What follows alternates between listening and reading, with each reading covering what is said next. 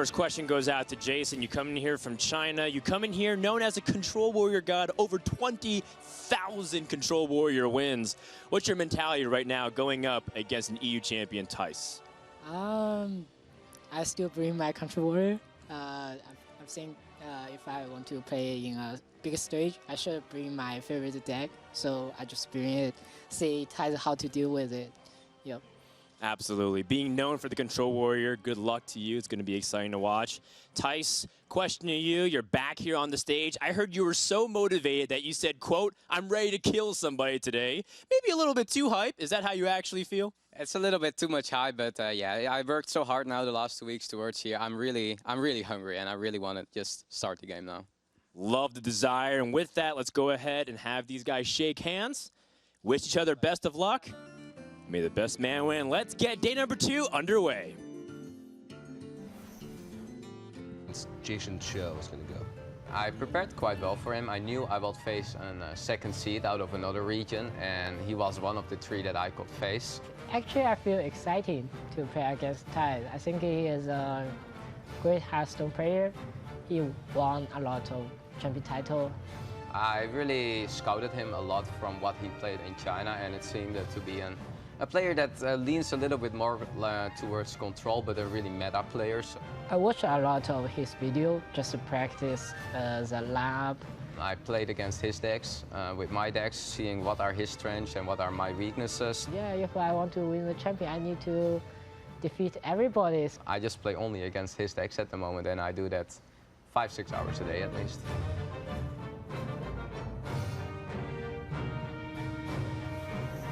It's day 2 of opening week here at BlizzCon, and we're kicking off the day with one of the most anticipated matches of the group stage. It's going to be Jasonzhou taking on Thijs. I'm Nathan, that's Admiral Zamora, and joining me again is James Firebat Kostasich, and what a match we got coming up. It's a Control Warrior expert who's bringing Control Warrior, but he's having to face off against one of the most consistent finishers in the history of Hearthstone in Thijs.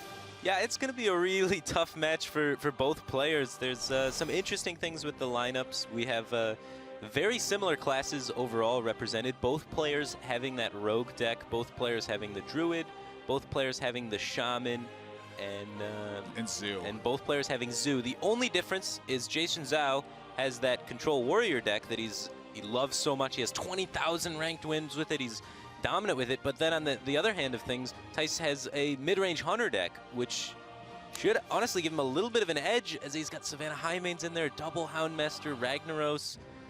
Yeah, I mean, this is such an interesting one to look at, because even within the similarities, there's still quite a bit of variation. If you look at Jasonzhou's Zhu deck, it's the one that it was basically designed by Omega Zero. It's got 1 copy of Power Overwhelming. It's got 1 copy of Young Priestess. It's got 1 copy of Defender of Argus. Yeah. A lot of unique tech choices. You look at, controversially, on Thijs' Zhu list, it has 2 Defender of Arguses in there. It has the Demon Fire in there, which is both like powerful buff tools that allow you to snowball a board. So if a Zhu mirror does come up, you gotta again give Thijs a slight edge in that matchup. Yeah, and then looking at the rogue builds as well, they've taken very different approaches to their win conditions.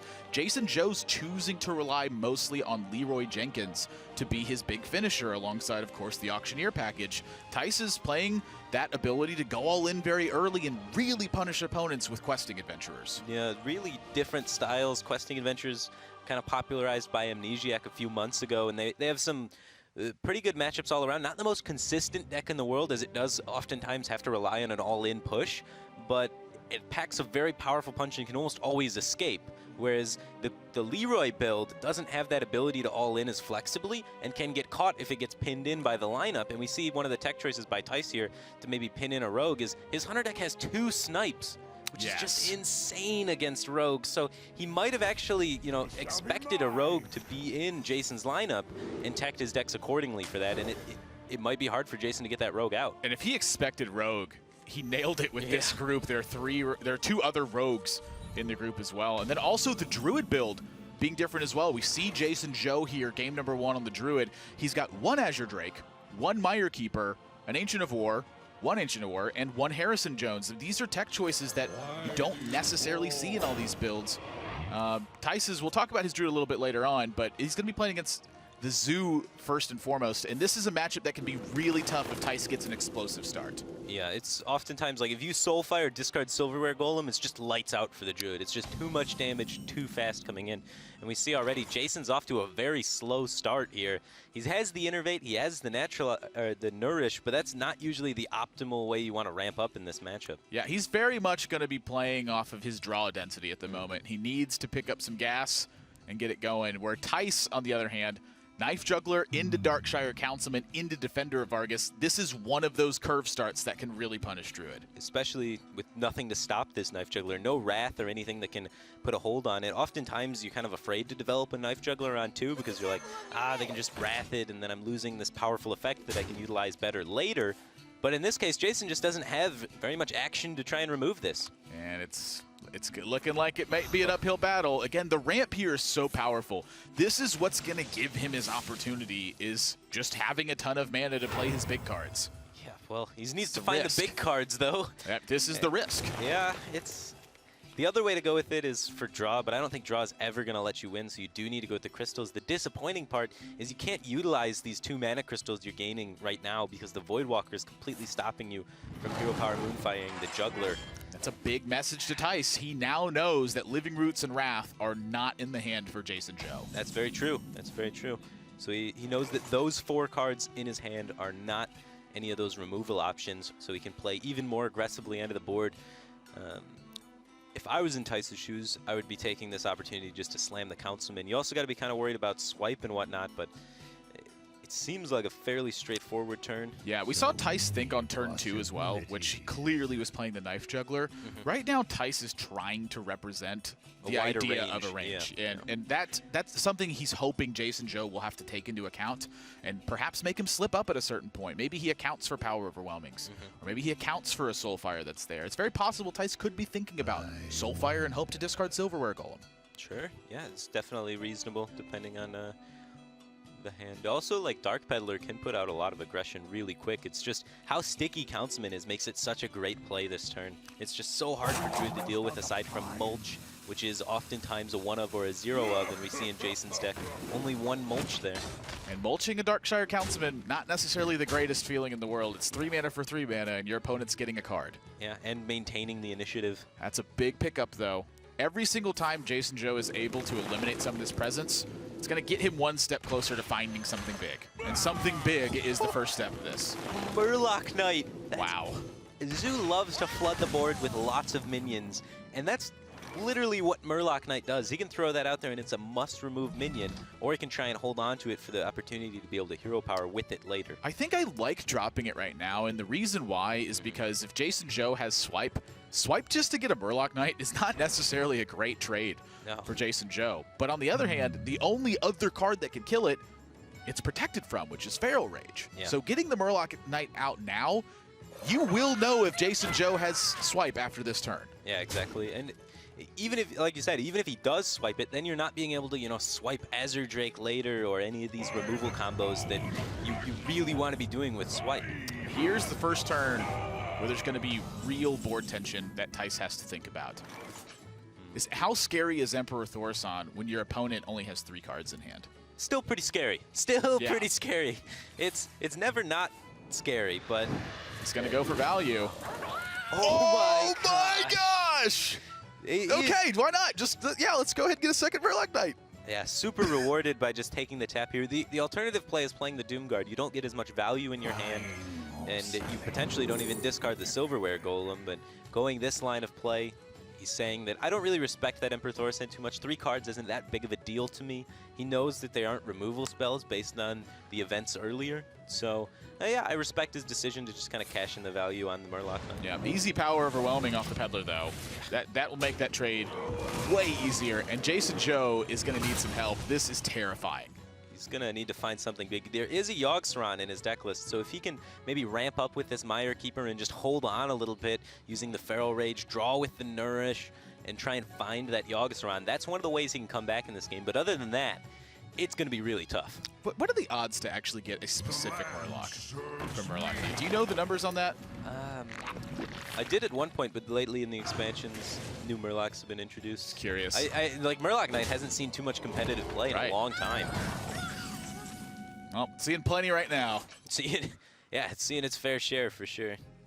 Thijs has quite a bit of damage stacking up in his hand. What has got to be on Thijs' mind now is how does he close out the game before Jason finds his out of Yogg-Saron? So how can he push enough damage while maintaining enough board control to just close out the game as quickly as possible? That's normally the plan for Zhu. When you have this much of a card advantage on your opponent, is there an alternative line here that gets you a higher win percent? Okay, so you're saying maybe potentially you can just bite the Yogg-Saron coming down and hold enough things back, like the Doomguard Silverware Golem Keep tapping combo. and pushing. As long as the Murloc Knight's there, he's getting free stuff.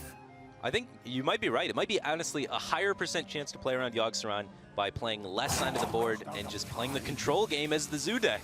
It's pretty rare, but this is certainly an opportunity to do it. Some control Zhu. I like it. Yeah, and that's what Thijs is going to do. We see him just taking the patient game here. A nice little tap. He's going to play around Yogg-Saron by just strictly outvaluing it. I mean, with this much board presence, Jasonzhou has to have a miracle right about now. I mean, because the damage from Thijs' hand is already super significant. Malagos isn't too much help. There's not much he can pick up with it, but that is the Yogg-Saron. I don't know if he has time. Yeah, he needs a to mystery find card. Like another Innervate or a Wild Growth that can get to it, and Ezra's not going to do it. 2, 4, 6, 9, 10, 11, 12, 13, 14, 15. I'm counting at least 15 damage from Thijs' hand. So he has the risk here with the Soulfire and the Doomguard. If he succeeds on either one of the discards, I believe it's lethal. Yeah, he can go with the Soulfire, and then if it doesn't discard Doomguard, he wins the game outright from this position. How bad of a position does it put him in if he discards the Doomguard, though, is a risk he's got to wonder about a little bit. He also has the ability just to, do this, Demon Fire up that Imp Gang boss, and then play that Defender of Argus and take this disgusting value trade. Yep. Thijs will not... Wait, does this present lethal also? 8, 9, 10, 11, 12, 13? Yep, that's another opportunity for lethal. Okay. So the Doomguard Soulfire was one over lethal, Okay. and that was just the one I spotted instantly. Sure. So... And he gets a Silverware Golem added on there, why not? Insults to injury. What a fantastic game number 1 for Thijs. Getting the Murloc Knight was honestly such a big key in this game it let Thijs approach it so safe. Sure, yeah, it didn't win him the game, but it won him the game more, right? Like, he already had a very good handle on the game. It's a matchup where Zhu is heavily favored against Druid. Druid had a mediocre opening, Zhu had a good opening, and then to add insult to injury, the Murloc Knight showed up, and now Thijs could play the control route. He could play a little bit slower and just coast off of it rather than having to, do Zhu things and commit to an all-in prior to the Yogg-Saron. Let's find out if Jasonzhou can bounce back right after this. The Hearthstone World Championship is sponsored in part by Intel, T-Mobile, NVIDIA, and Republic of Gamers.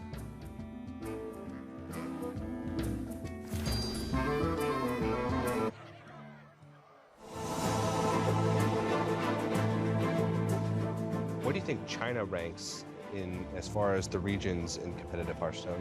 Chinese player didn't play a lot of international tournament.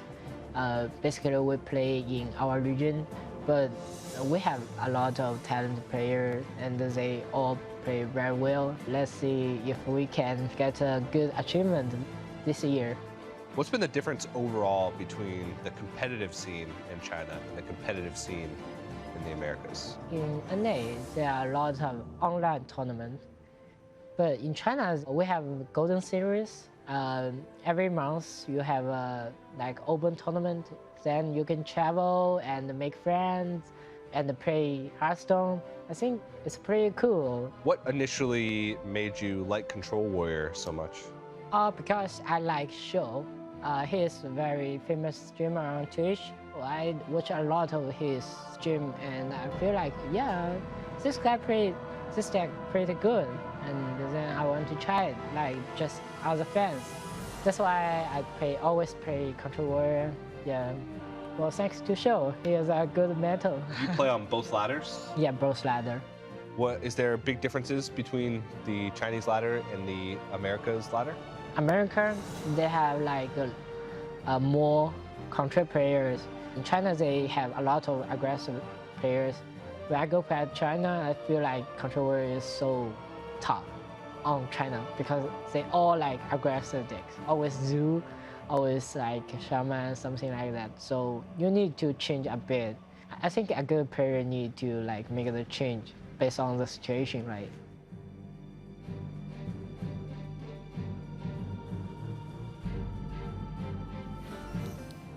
A lot of experience on Chinese ladder, a lot of experience in the Americas ladder. Not sure Jasonzhou's ever experienced anything quite like Thijs. Yeah, Thijs is a different beast, honestly. He's a very consistent tournament performer, and it's seeming like very stressful for Jasonzhou to try and compete with him here. Yeah, I mean, it really does, honestly. I mean, you take a look at the interview with him, he's playful, he's happy. Here, there's a lot of focus going into it, but the body language between the two to me says, I'm nervous for Jasonzhou. Thijs says, I'm focused. This is a familiar situation for Thijs. He was at the World Championships in 2015. Yeah. He lost to the eventual world champion. This is like another day at the office for him. Yeah, and I mean, well, Jason's got some tournament experience under his belt too, in the open tournaments in China, but yeah, not quite exactly the same. No, not at all. And that's the thing about it, is winning any of those tournaments, getting through Gold Series, those are super impressive things. The Chinese servers are massive. There's a ton of players. It's very different when you're staring across an opponent that's from the other side of the world, playing for $1 million. Gets pretty nerve-wracking pretty quick, and maybe that's why Jasonzhou has decided to go with his comfort pick here. The deck he has the most experience with, the Control Warrior. Over 20,000 ladder games won with Control Warrior. And this is not just a Control Warrior build, this is a N'Zoth Control Warrior build, and there's quite a few tech choices in here that really stand out. Yeah, only having one shield block is a bit interesting. He's got the Tankmaster Overspark. We might see that come into play for this specific matchup. It has the ability to, you know, remove a stealthed minion. So it can remove a stealthed Gadgetzin Auctioneer, or a stealthed Questing Adventurer, or a stealthed Giant Edwin Van Cleef. Yeah, a lot of different uses for that card, playing on the N'Zoth side of things. Meanwhile, for Rogue, like you mentioned, this is the Questing Adventurer build. We saw Chessdude and Amnesiac really play this deck for a long time. I remember when Amnesiac made it, he kind of said it was more of a joke than anything else, and then Chessdude played with it, said, oh, this is really good, and it kind of became the deck. And since then has had, you know, become one of the most prominent forms of Rogue. There's either the Questing Adventurer build or the Malagos build, and it's just become a staple. Yeah, very all-in oriented. In this particular matchup, do you feel like the all-in strategy is the direction Rogue takes in this one? Because they do have an alternative line with Gadgetzin Auctioneer. A lot of times in this matchup, if there is no Tankmaster Overspark, you can actually get Inevitability as the Rogue. You can set up your hand in such a way that you can cycle X amount of cards so that you can have the exact perfect things that you need, and then make a Questing Adventure and an Edwin in the same board and stealth them both. So if one of them lives the brawl, you win, sort of thing. So it's all about like planning for that, you know, super end game, how you set up for that. But the Tankmaster Overspark makes that a lot less consistent, makes that a lot harder to pull off, as it can just ruin your day when you stealth a Gadgetzin, or ruin your day when you stealth your win condition. And there it is in hand, showing up right away. Oh yeah, that's a very important card for really Jason in this matchup. And you know, other than that, there's also like Harrison Jones he has teched in his deck, which is you know, removing a weapon from Rogue traditionally has been super powerful. Thijs does have 2 deadly poisons, so that makes it pretty powerful, but it's not nearly as powerful as it used to be, and a lot of times Harrison, though, is just used for, you know, that consistency in the draw, to be able to draw more of your deck, find the answers you need. It offsets a bit of tempo, which that's something that the Control Warrior really struggles with in this matchup, just finding enough time. If you take away a dagger, sometimes that means your opponent has to use another 2 mana to get poison active. Yeah. That's another 2 mana they have to spend to unlock 6 damage, or unlock 4 damage in that aspect, rather. Plus you get the card draw. To me, the time is the really important facet of it. It's also just a 5/4. Sometimes it has to be eviscerated. Sure. Yeah. And the Rogue has very limited damage output. Yeah. It needs a lot of it connecting to face.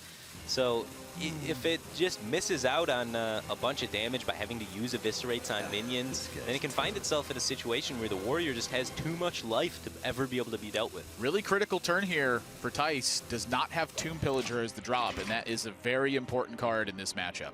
Yeah, had the ability to kind of coin Ezra Drake if he wanted to, spent a lot of time thinking about it, wants to end up trying to save that coin for the Gadgetzin Auctioneer so he can try and get more cycle with it, try and find the important parts of his deck. Jasonzhou, second bash comes out. Now the armor total's building. Ooh. This is kind of an awkward spot. You really want to deadly the Acolyte of Pain, but using the coin to do so is very expensive. Ooh, Conceal gets drawn. Well, you know, this almost exact same situation came up at Fight Night when I was playing with Clarity Gaming. We had our own Acolyte of Pain out, and our opponents played Auctioneer and stealthed it. Tinkmaster had just changed, and we played it. We just turned our own Acolyte into a squirrel. Okay. But we were hoping that we turned the Auctioneer into that squirrel. Like, this is bringing like a flashback from 2014 for me. Yeah, it's been a lot of the matchups have kind of went back in time a little bit. You see the same thing with Warrior and Shaman as well. So it's pretty interesting to see, and having 2 Acolytes extended onto the board makes Gadgets and Coin Conceal a little bit awkward because you're afraid of Brawl potentially, and not so much the Tinkmaster just because there's so much targets on the field for it now to hit, but the Brawl is always a little bit scary. It's also not like a significant prep target here. Sure, so you can't cycle it immediately. Oh, he could Shadow Strike face as well, though, actually, which is kind of important in this matchup. That's another 5 damage he has access to. Thank you. The fact that he got in such little chip damage, I think that could be relevant this game. Yeah, Thijs just being patient. I really like this. He's going to get another coin from the Tomb Pillager. And not only that, he's going to get another natural amount of mana to be able to cycle with his Gadgets in later. So he's just waiting as long as possible, playing around Brawl, playing around, you know, the Tinkmaster Overspark, realizing the Warrior's not going to kill me. I have time to wait till I have all of my mana available to cycle this Gadgets in. And you alluded to this right at the beginning of the game. It's about being able to draw about as many cards as you can. Yeah. And in this position, Thijs, because the Tomb Pillager wasn't answered, is going to take this opportunity to use the Tomb Pillager as a win condition now. Yeah, he's potentially able to get the Tomb Pillager to stick twice, which is absolutely insane. I would really like to see him just jam another Cold Blood onto it, hit him in the face with it, and then prep Conceal. If the Tomb Pillager did not stick, I don't think he would be going off of Gadgets. He would continue doing that game plan that he had already set out by playing the Tomb Pillager the previous turn, which is, I'm going to be patient, I'm going to wait to be able to draw my entire deck. But now, since the opportunity has presented itself where he can Cold Blood a minion, punch you in the face with it, and then conceal it, that's why he's going all in with it, like this. It's a big turn. This last draw is actually pretty important, too. Second Auctioneer. That's a good one. When this inevitably gets handled in some fashion, it means that Thijs has another opportunity to keep digging. And you mentioned it, setting up these perfect turns. Not only did he get a strong setup there, he also dealt 13 damage. That's a big deal. Well, he got 5 extra damage that he oftentimes just won't get. And here comes the Brawl from Jason. This is super important. That's not what you want to see at the outcome of the Brawl. And the Tinkmaster. He's got the opportunity to go for it. He's going to go for it. He does get the Devil Sword, which is still fortunate for him. You know, yes. it at least hits the right target. Because the Tinkmaster could have turned his own Bane into something, but at least now it's, you know, only 5 instead of 13. He's just trying to stay alive this game. He's just, if he can outlast Thijs' damage, he will eventually win the game. Thijs is already down one of the most precious resources in this entire matchup, which is the Conceal. The Conceal is what's going to guarantee Thijs additional damage to stick to the face. He doesn't have Leroy for insane amounts of burst, and the questings will be dealt with single target removal from Jason if they aren't concealed. So he really needs to find that second Conceal and set up a lot of damage with it. So going for the Blood Mage Shadow Strike here in order to unlock Edwin Van Cleef. Thijs says you've used a Brawl. You just take Mastered. I don't think you got more than that. Okay. Giddy up. I like it. Very aggressive play, but the second Brawl is drawn by Jason to punish this line of play. And when Thijs sees that attack, he knows it's got to be Brawl right afterwards. Thijs still has a lot of fuel left in the tank, though. He's not totally exhausted. And Edwin wins. The most favorable outcome for the Brawl. Very good for him. And he has an Azure Drake to reload. He's got a Gadgetson to reload. And Tomb Pillager is a very solid body. So I really like the line of committing into this Brawl with the amount of gas he has left. All of his plays are good. Yeah, they're all really good. It's a good spot for Thijs. Yeah. I'd like to see him try and develop the Tomb Pillager this turn, just so you can have that resource of the coin later for future turns with Gadgetson potentially. Just sort of set it up now. At this point, he's free to extend a lot if he wants to. I mean, both Brawls are gone. Jasonzhou's not in Revenge range yet. 12, the number he's looking for to activate 3 damage from that. But even a 3 damage doesn't clear this. It'd have to be multiple effects. I think, honestly, the 3-5 is almost worth ignoring. I think you can just Tomb Pillager Ezra Drake, punch him in the face. Doesn't really contest anything. Yeah. I am a little bit curious about the sap. I mean, it contests things with a whirlwind effect, I guess. It can support a slam or be an execute trigger, but Not really that many strong sap targets in the build either, if you look at it. Invested Tauren about the only thing that actually stands in the way. as a taunt-wise, Yep. sure. Yeah, able to push through a lot of damage. He's threatening lethal on the following turn. It kind of does kill it. I mean, imagine Jasonzhou being in a situation where he can actually play have the Elise again this time. turn. It's just not happening. Yeah. Jason's going to be forced to use this execute here if he wants to stay alive. You have to be expecting your rogue opponent to have some form of damage. The class has just so much power in it, and you know, Thijs did not cut any of the damage from the build. He's got double Deadly Poison, double Eviscerate, double Cold Blood, so he's got it all there. It's actually added some damage with the South Sea deckhand. Yeah, and the South Sea. I'm not seeing a way out of this. It's going to have to be like Revenge Execute Armor Elise is what I'm thinking. Yeah, I mean, I have caster vision right now. I can see Thijs has a strong reload to it. Yeah. You know, that's sure. what I'm looking at. Jasonzhou, from his perspective, it's got to be execute. There's actually not a way that he lives if he doesn't play execute. Yeah. Thijs' hand would have to just be awful. I can't even really think of a range of cards. I have no time for He's going to go with a little bit of the aggressive approach of the Sylvanas here. Interesting. The one thing I really don't like about the Sylvanas is the Tomb Pillager can just kind of trade into it, and then the Sylvanas has been dealt with. I think Zhou's happy with that. Yeah, you gain 5 life. Yes. So it's not that bad. So, kind of interesting. He's hoping for it. He's got N'Zoth in hand. He's Sure. hoping that He's the hoping trade. to just play N'Zoth next turn. He's hoping trade happens. Thijs has a weak reload. N'Zoth is able to swing it. That's a good win condition. Playing to his out. And Now, unfortunately, Thijs does not have a weak reload. He's got the choice between Questing Adventure, Ezra Drake, and Gadgets and Auctioneer, or the trade is pretty much slated. Wasn't the difficult part. He wants to protect this further board. It's this board state that Jasonzhou has a tough time on. There's not a recovery here. missed a +1/+1 on the questing from the sequencing, but it's still a big questing and a lot of threat moving forward. Oh yeah, he played the Auctioneer first. Even Thijs gets nervous on the big stage. Yep. Maybe he wanted it to be a 4-4. Yeah, I'm trying to think of a reason for it to be a 4-4. Can't actually think of one. But either way, Jasonzhou's pretty much back against the wall here. Not really any great way out of this. He has to kill that questing adventure, otherwise it threatens to continue to grow. Yeah, and that's not the way you want to kill it. No. So he's going to be up at 8 life. Thijs representing 7 damage with his hand currently. Looking to try and draw more, and he's got a few chances at it with the Gadgets in play. A few is a bit of an understatement. He's got a backstab, a fan of knives, a deadly poison, and whatever else he picks up. Yeah. And there's another fan of knives. It's about as close to yes, he has more damage as it gets. Well, does he have more damage in the deck, actually? We may have actually seen both Eviscerates already. Did we see both Eviscerates? That's the one I'm curious about. I don't think we did. I don't think we did I know either. we saw both SI7 agents. Did we see both? Yeah, he's got the other Eviscerate. Yeah, did we see both deadly poisons? We did. That's the second one right there. Yeah, so the other Eviscerate was the damage. Yeah, this is the final damage card remaining in Thijs' deck, and he has just enough damage to get the job done. Off to a 2-0 lead up against Jason. Just what a dominant performance. That game went about exactly as you described. And he kind of implemented that time-old strategy. Your opponent has a weak turn, that's the time to attack.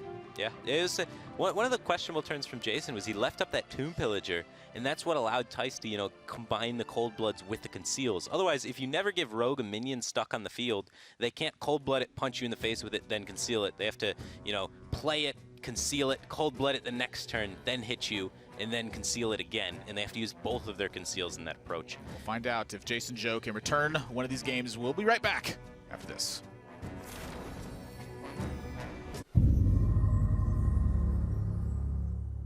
You started from pretty much nothing in Hearthstone. You know, you didn't have much of a following. You played in open tournaments. You earned your way up.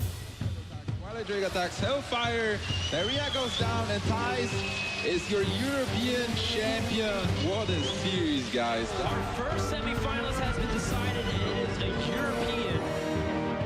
So how did you feel about your performance last year at the World Championship? You made it all the way to the semifinals. Wow. It is apparent that Osaka takes it. That was an amazing match. It's just mind-blowing. That's Hearthstone at its best. And last year, I was proud of what I did. There couldn't be a better match to end it, and yeah, sadly, it was me being a little bit short, but I think I played a really good tournament, and yeah, I hope that I can do that this year again, and then maybe go even a little bit further. Is there pressure on you, knowing that there's expectations for you to perform from your fans and from the community? It really gives me a lot of motivation. Like every time I have a free hour now, I'm like, I can practice because I want to do it for me, for the community, for a lot of people. So it gives me a lot of energy too. I took 3 weeks just totally off. I have played around 8 or 10 hours a day, just fully prepared, not playing ladder, but mainly playing against practice partners. And I think that made me really strong now coming into the tournament. I have a lot of achievements, I've done a lot, but yeah, now I'm really hungry, so I really would like to win BlizzCon. It is something as like one of my last goals that I would like to achieve in Hearthstone. And I also have the feeling this is my year. If it's not this year, it's going to be super difficult to do all the work that I did 2 years again. I see the competition become super strong. I now had the perfect preparation for the tournament, so if I want to do it, I have to do it this year.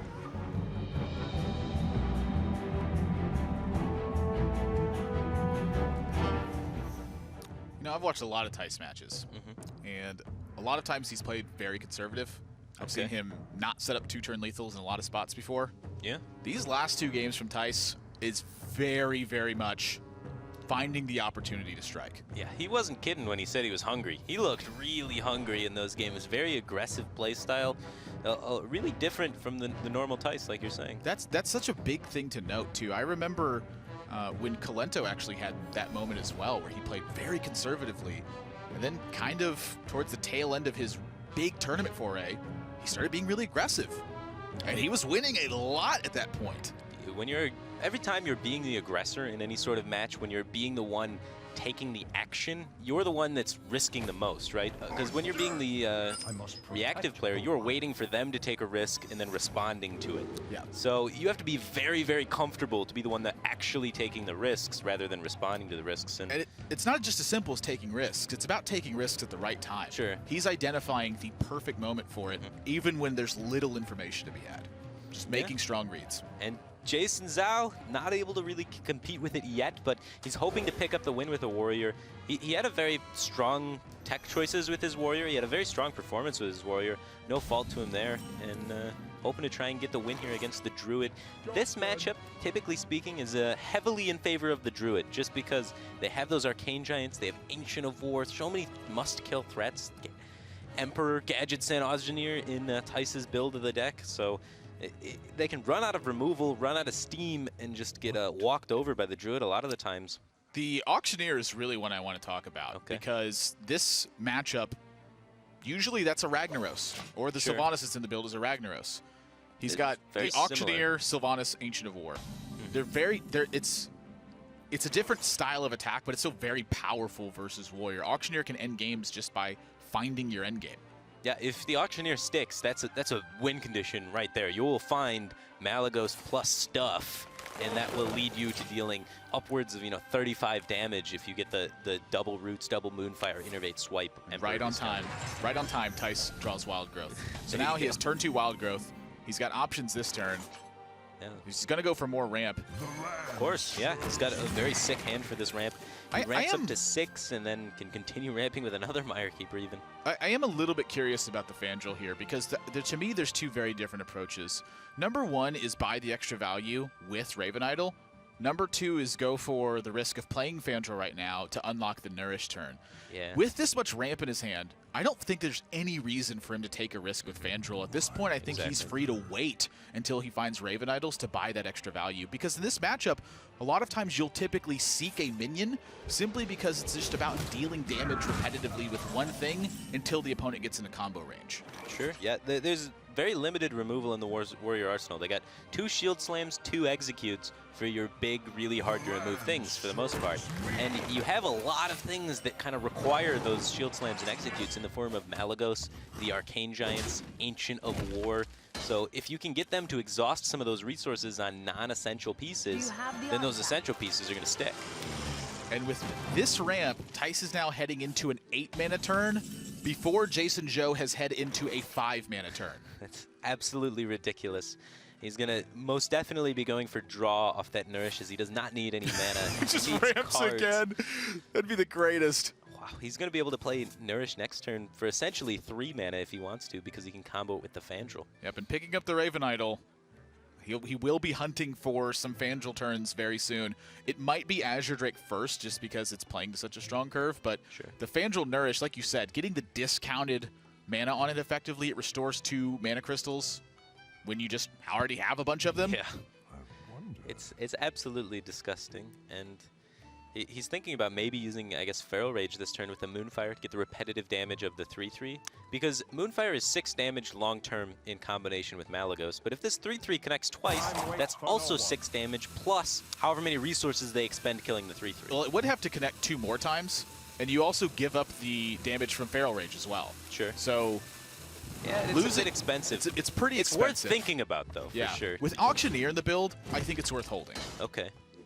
I think he's got tons of card draw right now. To get the combo built. And I think that's where his concern is right now, is just finding a way to secure that position. I think if he uses Feral Rage and Moonfire right now, he's giving up too much. I see that as being reasonable, for sure. Ooh. Innervate could allow him to go off with the Fandral and the Raven Idol and the Nourish this turn if he wanted to. Or some combination of those cards. He also has more passive plays with just Azure Drake waiting till he has the full 10 mana to play around with Fandral. It's an interesting spot. You know, Amnesiac, I believe it was on Wednesday, he said, you don't just play with your hand, you play with the entire deck.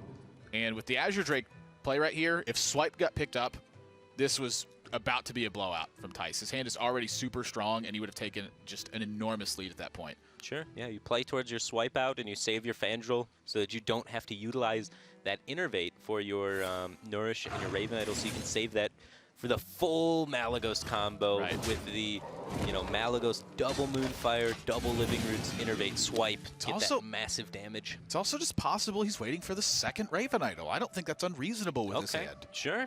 Go the super long game. That would be interesting. It is versus a N'Zoth build, so yeah, I think he's got a lot of time. The N'Zoth build, though, if you give them too much time, they do have a win condition. Like, they can turn on the guns eventually, and if that N'Zoth brings back a couple Death Rattles, all of a sudden... Just charging the laser the whole game. Yeah, you're just toast after that. So, you know, Thijs doesn't have a Yogg-Saron in his build to, you know, swing the board if N'Zoth gets fully built up. So it is a little bit of a race. Yeah, he's playing it more of a combo style, though, and I agree with this. Like, he's got the ability to turn the corner if he needs to. Now that the board's empty, you might see it, but then Wrath gets picked up. This is... I really want to see the Fandral just cycling his deck, going through it very quickly. So does he have the hand space for that even? So if he plays Fandral, that's another good point too. I mean, he's already got 8 cards in hand. He'd go to 7, 6. He'd go to 9 cards post Nourish. And then if he Raven Idol, he'd have 10 cards in hand. Well, that wouldn't be good. He'd have to expend resources then. So maybe just there's nothing he wants to use right now as well. Yeah, showing a lot of patience, waiting for the second Raven Idol, trying to generate extra cards into his deck. But then again, this will force something. Now he's got 10 cards in hand, and he's still got 10 cards in hand. A bit awkward for sure. And he's thinking about ditching the Moonfire. He's ditching the Innervate. Yeah, it's the weakest card by far. Yeah. Just doesn't need it. This is one of those matchups, honestly, where Innervate is not astonishingly powerful. It's cool with double Innervate, Swipe Malagos in your hand, just in case, you know, you have to use it for something, just a big blowout Malagos face turn, but not an essential tool. Yeah, not an essential tool, and definitely not needed in the current state of things. Meanwhile, Jasonzhou has finally found himself 8 mana. Yeah. Gets to be the aggressor here, gets to finally take initiative onto the board, and... Uh-oh is right. He could steal. Yeah.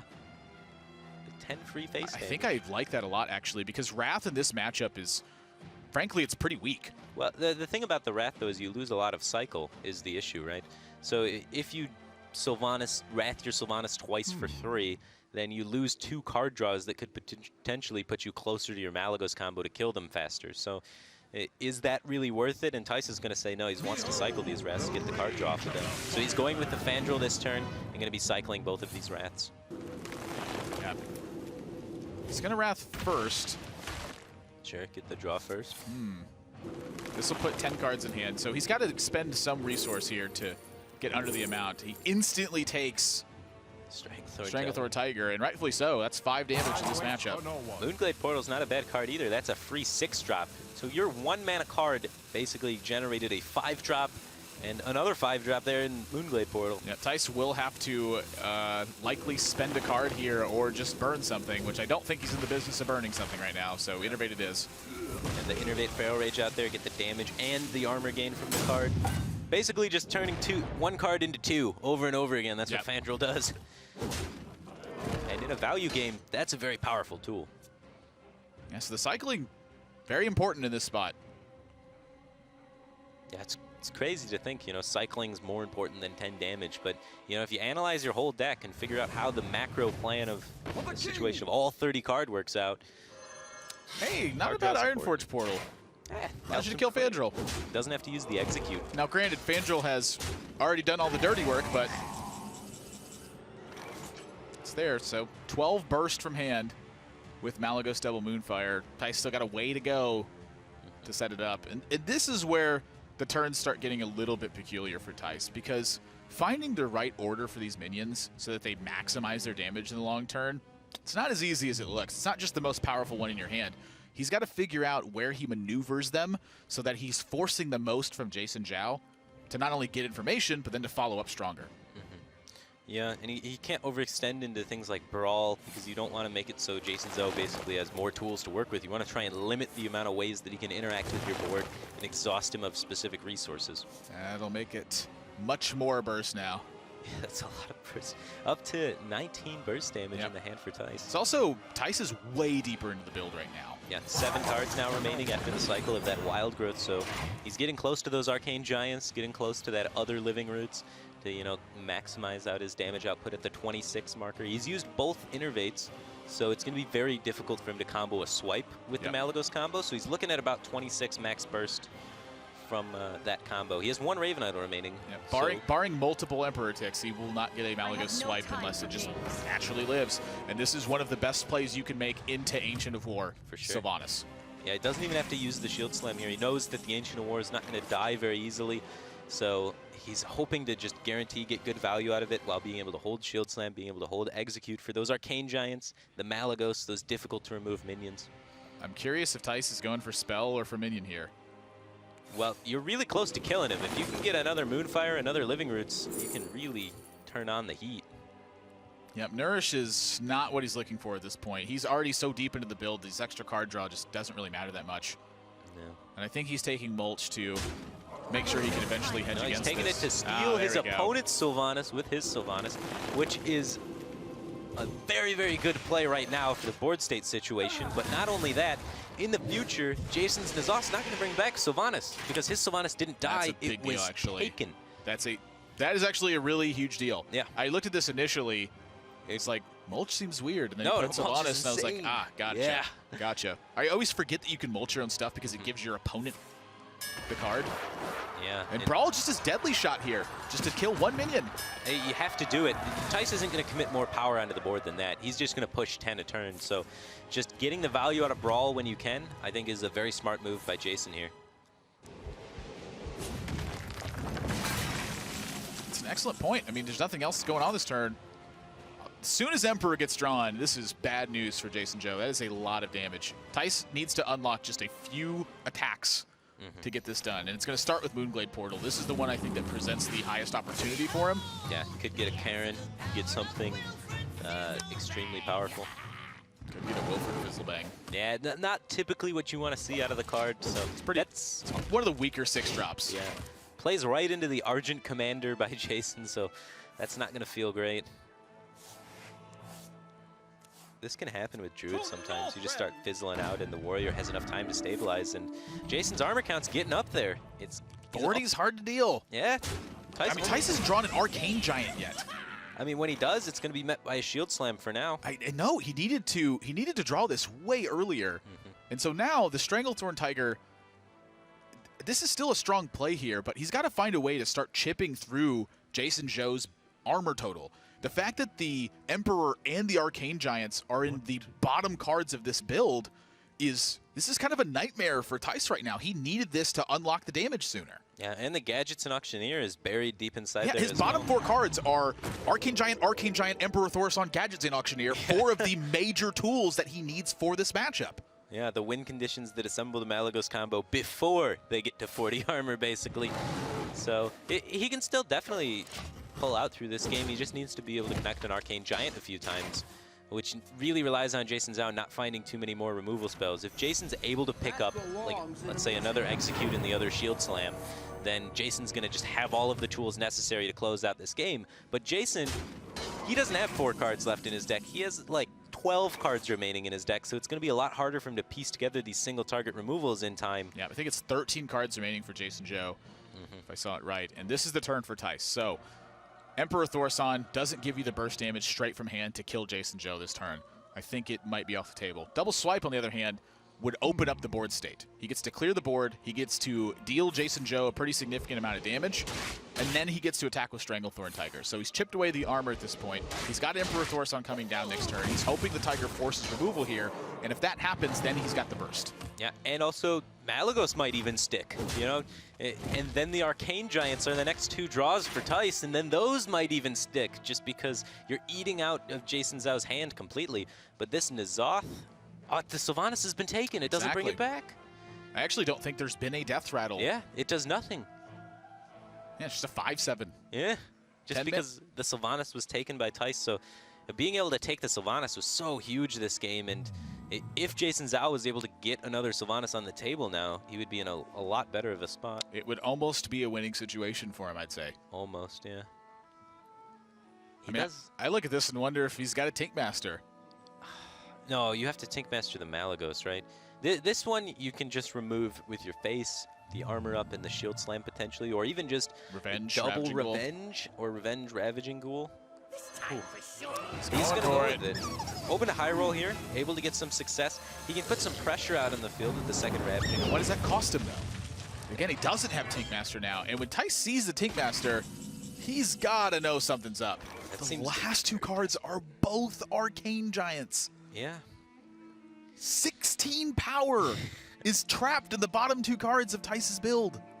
And Auctioneer's effect it's a liability now. It's not actually a benefit. Yeah, it's definitely not a great sequence for him, but it still might be enough to get the job done. It is a very favorable matchup for Druid, so they just have usually more threats than the Warrior has removal, and that's what we're probably going to see end up deciding this game, as Jasonzhou is going to quickly run out of removal as he is just remaining the Brawl in the Shield Slam. So post Emperor Thaurissan, 12, 19, 26 from hand would be the maximum. So he's gonna it would be 26 plus the hero power. So 27 damage would be the maximum available.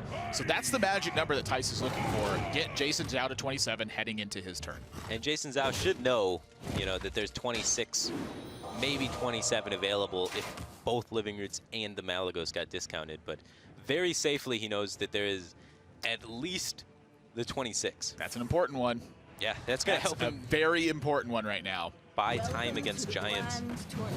It's looking like Thijs is going to have to get some real minion damage this game if he's going to win, because the threat of Justicar makes Thijs speed up.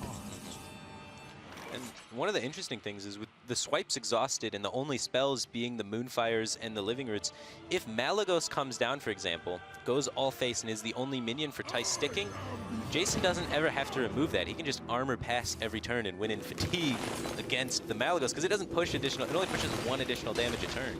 Thijs, he's moving in. He is moving in. He's saying, you know what, I think there's a chance this Malagos lives. And he's going to add the Arcane Giant next to it, it looks like. It did look like he queued that up. That could be a little bit punishing, as it opens up Brawl for Jasonzhou now. Yeah, he did. Oh my. I don't know about this one. I mean, you can't just have only Malagos on the field, because it's not enough pressure to beat the hero power. That's true. He's threatening the lethal, or trying to threaten. It's actually not even threatening lethal in this spot, because he's going to go to 14 at the very least. If Jasonzhou wins this Brawl, this game's over. I mean, not only that, is he's got the double of revenge here. He can get a lot of work done with these revenges now that they're active, since Thijs went in with the Malagos. I forgot about that too. Those are real cards now. That is 6 AoE damage he's got. So this play by Thijs pushing in maybe a little bit too early, has really activated Jasonzhou's hand and given him a lot of opportunities to crawl back in this game. I mean, was it too early or was this forced? I mean, he had no minion pressure for most of the game. Yeah. He knew the Arcane Giants were coming. Jason leaving the Malygos. This is a good point, actually. Leaving the Malygos up means that Jasonzhou is effectively just taking 0 damage per turn because he's got tank up. So Thijs is forced onto the board in this state, and that means Jasonzhou can then respond. Yep. If he responds correctly here by pacing himself with Brawl and with Shield Slam, he can literally fatigue Thijs. Yeah, I really like this play by Jason. Really showing the patience, understanding Thijs' deck, knowing that he can buy extra time here, which is going to buy him towards those extra removal spells, which in turn is going to allow him to win in fatigue. He needed Jasonzhou to invest into the Malygos. And Jason did not. He had the understanding of the matchup in the deck, and his Thijs concludes that Brawl means he loses regardless. Yeah. So he pushes in now. Jasonzhou's going to answer with Brawl, and with a second Shield Slam picked up, say goodbye to the last minion. Jasonzhou going to put himself on the board. Really solid Warrior play. This is a difficult matchup to win as the Warrior player. It really is. You know, things lined up pretty well for him over the course of the match, but he still piloted it very, very well and was able to get the win here at the end of the day. Tink Master, I think, is the only spot to look at and go, wonder why. Yeah, but I think the Tink Master was a little questionable. Either way, wow. Just the thing about it is once he got to the right situation, the execution was perfect. That's just what you're looking for from a strong player. He looks a lot more comfortable now. Got the win on his golden class. That's the spot for Jasonzhou. Could not have had a much better pan out with the Warrior versus Druid matchup. Thijs, of course, suffering from quite an unfortunate incident there. 4 major threats in the Warrior matchup at the very bottom. Sometimes it happens, and he tried to adjust to it, but played a little bit of a gamble there at the end with the Malygos, and Jason in turn adjusted to it as well. Yeah, 2-1 now for Thijs. We'll find out if Jasonzhou can tie things up right after this. The Hearthstone World Championship is sponsored in part.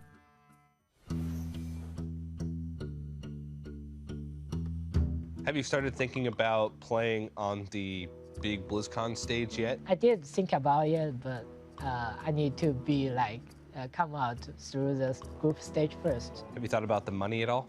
Yeah, it's a lot of money, right? I maybe spend some money to travel a bit, and the rest maybe to do some investment. Investing into Hearthstone packs, perhaps? Actually, I always do that. A Control Warrior is always expensive, right? Yeah, it's always expensive. Who's been the coolest person that you've met in all of your travels? My fans, my stream your fans. You have to pick one person, though. Does he have blue hair? Oh, okay, you are the coolest person.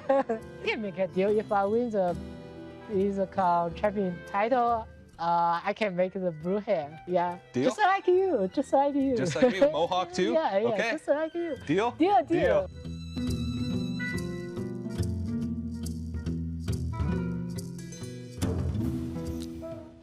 I think blue hair would be great.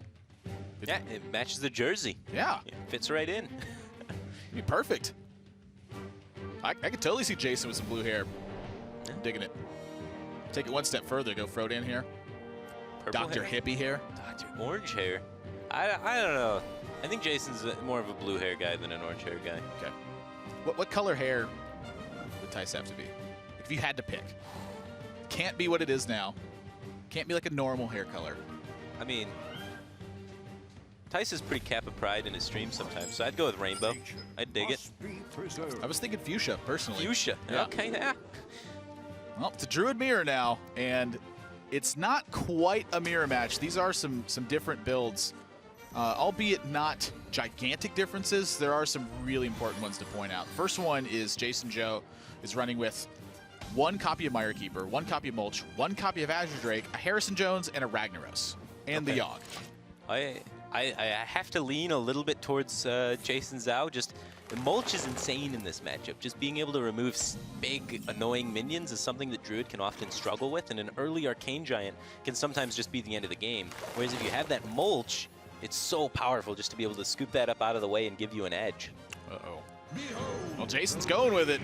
Wild Growth into Fandral, and Thijs right away sits up. He has a way to answer this, but this is a force from Jason, and that's not what Thijs wanted to see. This is a stage where you don't want to be forced in anything. You want to be developing your own game plan. Well, at least he does have a way to answer it. Imagine if he doesn't, and Jason's able to get the nourish off. Yeah, then that's always, it always feels horrible when games are decided by that. So at least he has some counterplay to it. He has the ability to remove the Fandral before it runs away with the game, but he is the player reacting, like you said, and that's not typically great in a Druid mirror. Curious the best way to do this. He's going to go with Feral Rage. I like using the Moonfire rather than the coin. I think the coin has a lot of value in your hand with the... What about Living Roots over? Oh, okay. That's interesting. Over the Moonfire. The Moonfire, I guess, has more value with Malagos coming out earlier. If you get an early Malagos off and they don't have Mulch, they're dead. This is one of the matchups where Malagos is oftentimes a 4-12, more so than it is the combo card. Yeah, I wasn't even thinking about that. That's an interesting line of play there, just to try and have that ability to rush a Malagos out.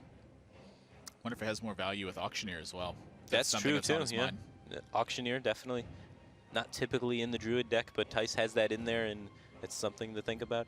Thijs also has the Sylvanas in his deck, which could be huge in this matchup. Sylvanas is very much really hard for Druid to deal with. It's got to be one of Druid's least favorite minions. It's strong against Yogg-Saron. It's strong against Ragnaros, strong against Ancient of War. Those are three of the cards that can very much be game winners in this matchup.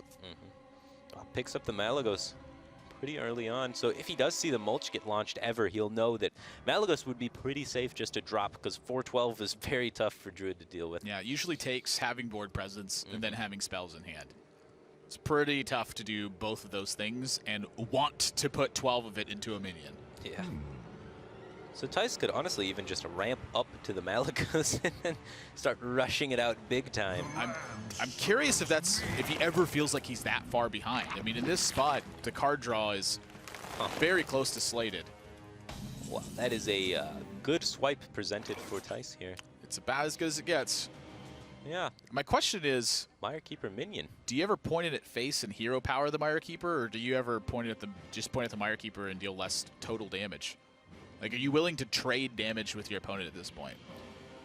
Well, while having board control, trading damage is very, very good, right? Because you have your opponent's not threatening to push any damage from the board, like, really ever, as long as you're the one that's in control of the board. So, but how long is Thijs going to be the one that's controlling the board with a hand that's just all spells? That's a good question. It's something little like that, too, that can just change everything. How often do you find perfect damage at the end of the game? Quite a bit, honestly. It's hard to overkill your opponent. Wow, Thijs going to forgo this swipe here just to have this opportunity to expose a weak turn by Jason, and instead of pushing damage on that weak turn, he's developing his own hand for a better long-term game plan. So really giving you an idea into where Thijs is viewing this matchup. It's not about chip damage, it's about the overall big picture. Well, it's not the Astral Community, I can tell you that. He's got a... If Thijs finds an Emperor Thaurissan, this hand is going to get cooking really quick. That's about as accurate a description as I can imagine. It's looking good. But meanwhile, because of this development play of his hand, he's forgone a lot of board development and given Jason the ability to kind of run rampant on this board and get in a lot of damage.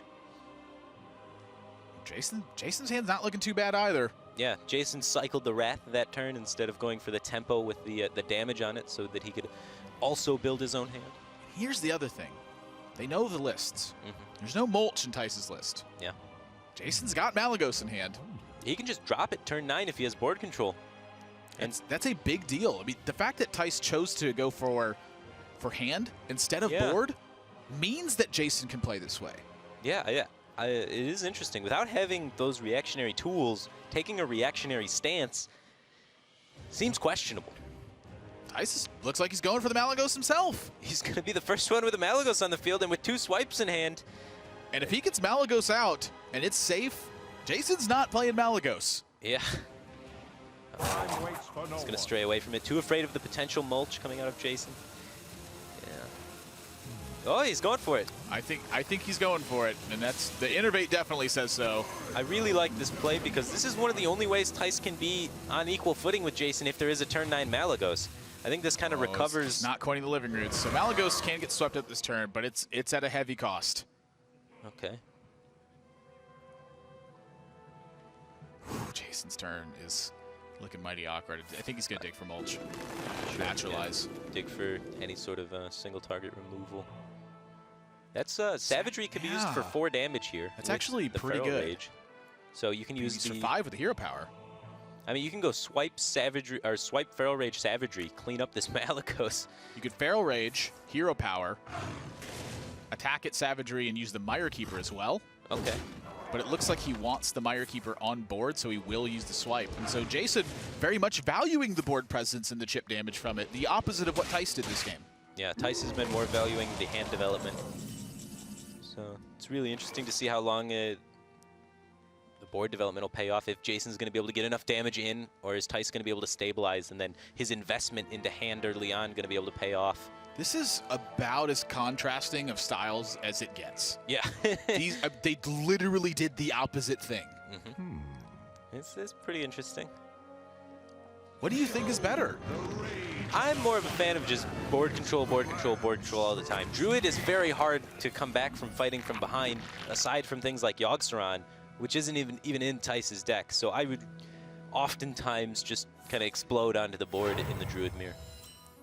It's going to go wide on board. Says Fangel, Mire Keeper, Living Roots. When Thijs does this, I think he feels like he's really behind. He did just force a swipe, so it's an opportunity for him.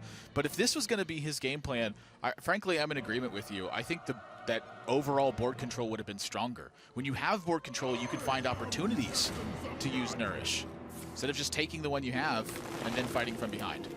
Yeah, and we see Jason now deploying his Malygos for removal. Thijs' Malygos already out of the way, and it's going to be tough to clean this up very efficiently. Thijs might end up being behind on resources after this all pans out. Well, it would take double swipe. And the hero power, yeah, or the Mark of Nature, one or the other. So he does get the full board clear, but at the expense of his entire board, essentially. Right, and with Caster Vision, this is a disaster. Jason has got everything. I loved the reaction from Firebat here. He just looked up and looked at Jason's hand. It was like, oh, yeah, he does have everything. Like, you weren't even looking at that. You're just looking at the hand going, where does he go? It's really tough from Thijs' Here's the other thing, too, Can you afford to kill the Malygos? You could ignore it. That's exactly the question I was about to ask. He just saw Jason use a swipe and then followed up with Malygos and spells. If he goes with a play, say, Azure Drake and swipe face. Yeah, there could be some alternative lines here that could allow you to push the chip damage, like you said. This way I don't really like as much, and I'll explain why. If Thijs goes for the face plan, Jason's got to have spells to clean this up. Well, this way Jason has to have big minions to punish. Right, but there's a lot more big minions to punish left than there are spells to punish. That's true. Yeah, I think it might have been an opportunity to take a huge risk there for Thijs. Just play Azure Drake, swipe the face, and push the board to the face. Ignore Malygos and cross your fingers. Now look at Thijs. Yeah, the nerves setting in maybe a little bit. Well, it's got to be. Look what just happened. That's game. Yeah, oftentimes this is... Thijs doesn't have a Ragnaros. He doesn't have a Yogg-Saron. There's no coming back from this spot. Yeah, his Druid deck is very straightforward. Looks built to be pretty much ahead the whole time, right? He's wondering where this one got away. Thijs was off to a strong start, and I think it was that Nourish turn. I think the Nourish turn was awkward, yeah. I didn't like that one. I think you had the ability to push so much damage and punish with the swipe and just follow your directional game plan, develop on the board, push chip damage, kill him with Malygos combo. I think Thijs was in the lead in that position and then sort of tried to pull it back, maybe try and find a more consistent win rate route, do something a little differently off the wall, and it sort of slipped away from him. And the thing about it is in the first 2 games, he really had that liberty. Oh, he was got the Murloc Knight, which opened up the game plan for Zoo.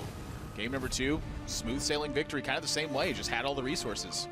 Last 2 games have not been the same. He had a very unfortunate Druid pan out in game 3, and in this one, I think a bit of a misstep. Jasonzhou, though, he took the opportunities. He fought for the board as soon as he got a chance. He got the board control away from Thijs, who originally had it in the beginning, and then as soon as he had board control, he kept it for the entire game and closed it out. 2 games apiece. We'll find out who's taking the lead. Game number 5 coming up right after this.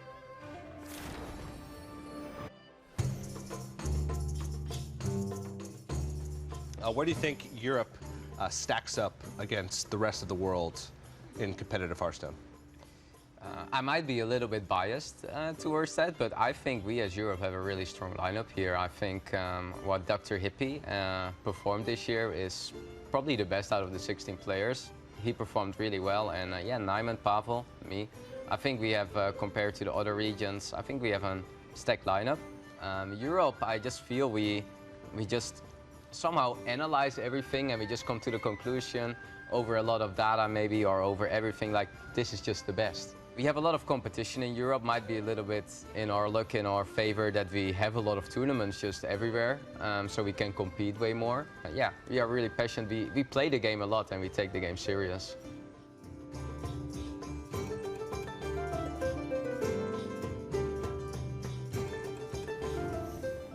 Started the set 2-0, but now it's 2-2. How are you feeling after you win the first two and lose the next two? Where's your mind at? Kind of like that. Just a little, you got to take a step back, take a breath, try and figure out what went wrong and how you can get back in this game. You got to be a little sad that the Warrior's gone as well. With Thijs's remaining classes being Druid, which is typically pretty good against Warrior, and being Hunter, which is typically good against Warrior, he could find himself in a bit of a pickle. Certainly could. And now contrast that with Jason's spot. You lose the first two and you win the next two. I feel great. You're like, I had a little bit of stage fright in the beginning, but now I'm in my groove. This is my game to win. And suddenly have the tides turned. The basically what we saw in game number one, where Thijs was able to steamroll his way to victory. Jason's now on that Zoo side, and there's some minor differences, but overall the game plan's about the same. Yeah, just develop the board, get a really difficult to remove board, and keep getting in chip damage, keep outvaluing your opponent with crazy buff turns. And this is not the opening hand Thijs is looking for. He needs removal. That's what this early game's about. And innervate. Innervate's just so huge. If you can innervate out something onto the board and be, you know, an initiator in this matchup, your win rate goes up by a lot. Instead, Jason's gonna get on the board about the same pace that Thijs did. That's all you need as the Zoo player. You just need a little bit at a time, sticky, hard to remove things, and that's what this Possessed Villager offers. It's very difficult for Thijs to be able to remove this. There's not really any way to do it besides like Moonfire hero power. Yeah, just turn after turn, it deals another point of damage. And it accumulates quick. Yes. You'll get to turn 7 if that guy's still there. That's a Leroy Jenkins. Basically, yeah. It's pretty crazy. The hand happens to be good versus Imp Gang Boss, I feel. Ooh, Councilman's even better out there. It's not very good versus that. Yeah, there's very limited ways that a Druid can deal with Councilman. We saw previously Thijs had to mulch one. I mean, Jasonzhou had to mulch one, I apologize. So it's very, very hard to remove this minion, and Jason's debating whether or not he wants to go with it or the Imp Gang Boss. He is going to end up going with the Imp Gang Boss, which I kind of disagree with, knowing that Thijs's list doesn't have any mulch in it, and aside from Feral Rage Moonfire, he can't really kill a Councilman, and that would accumulate damage very quickly. And Feral Rage Moonfire, there's a lot of stuff to use to kill one card. It's definitely a significant threat, but he's also got 2 Direwolf Alphas. He's got a Silverware Golem waiting for when he draws a discard effect. I think the Imp Gang Boss is just a bit weaker here. Yeah. Maybe he was trying to force a Feral Rage so that this sticks more often. Sure, I guess. I could see that, but there's so much missed potential damage as the Councilman would have been growing all of this time. And now it's a little bit smaller. That's certainly the other side of it, is if you try to force a Feral Rage so that Darkshire Councilman sticks more often, just miss a lot of damage. Yeah, yeah. But I guess if at the end of the day, Thijs runs out of resources and cannot remove it ever, that's even more damage. Then it's so much damage, because that guy gets huge. So then that's the debate. Do you force and hope it lives to get more, or do you play it now and take what you can get? I usually just play it first. Take what you can get against Druid. If you can rush that guy out there, it's so difficult for them to remove, because their toolkit just doesn't deal 5 damage very, very efficiently. Yep, and you've got plenty of damage in the build to close with. There's 2 Soulfires. There's the Power Overwhelming. There's 2 Doom Guards. Yeah, it looks like Thijs is thinking about maybe setting up to try and kill this Councilman by hero powering it this turn. The biggest fear in Thijs' mind right now is the Defender of Argus coming down. Yep. There's only 1 copy in Jason's build, though. So don't think it's something he can really... He doesn't have the liberty to play around anything right now. So Thijs is just trying to figure out the most effective way to get this done. Yeah, and so he is going to go with just killing the 1/1 Imp, making sure to remove all potential Demon synergy, and just taking care of the most power off the board that he can that turn. Yeah, this is going to be a lot. Yeah, and with Malchezaar, Zimp, Soulfire, and Silverware Golem next turn, cycle cards and produce 3 free freeze. Thijs just might be dead. Yeah, he looks very toast at this point. He's got the ability to Feral Rage to gain a lot of life to try and stall a little bit, but this is typically how this matchup goes. We saw this matchup played out earlier from the other perspective, both players on flip-flop classes, and this is why Zoo's beginning to appear in tournaments, is just because it farms this matchup so efficiently, and you can pretty much guarantee that your opponent's going to have Druid, as it's one of the most represented classes in the meta. 16, 17, 18? It does look I counted that as 18, so... Lead with the Malchezaar Zimp, buffs up the Councilman. Dark Peddler comes down, buffs up the Councilman. He finds a 1-cost minion here, which he does, buffs up the Councilman. The Silverware Golem won't enter play because the board is full. Is that enough damage still? I can't see what the Councilman's at. So Councilman right now is at 7 power. Okay, then 2 Direwolf Alphas plus another 2, so that's another 6. 12, so 13, 14, 15, 16, 17, 18. Yeah, so it's lethal. And I think he's counting it right now. Sure. Maybe he's missing something? I don't know. I'm pretty sure that's lethal. Is it not at 6? So it was at 5 leading into the turn. That's true. So he played 1 minion already, so it's that makes 6. Dark Peddler makes it 7. Yeah. He's got 2 more from each Direwolf Alpha. 11, 12, 13, 14. That's 18. Yeah. Just counting it up. It's one of your tricks where you're like, don't blow it now. Just go ahead and count it 15 times. There's no reason not to. Sure, you got the time. Might as well take it. I always, count it on my fingers, count it in my head, count it backwards. Just make sure, count it every way that it adds up. Just a blowout victory for Jason, who's now in the lead in this series. He's won 3 straight. Yeah, pretty sick comeback. What's going on in Thijs' head? Just now look at the body language. Yeah. They both look stressed now. Thijs is really feeling the pressure. This Druid deck just can't get a win for Thijs. Typically speaking, one of the most powerful decks in the metagame. Wow, that picture says it all. Match point for Jason. We'll be right back.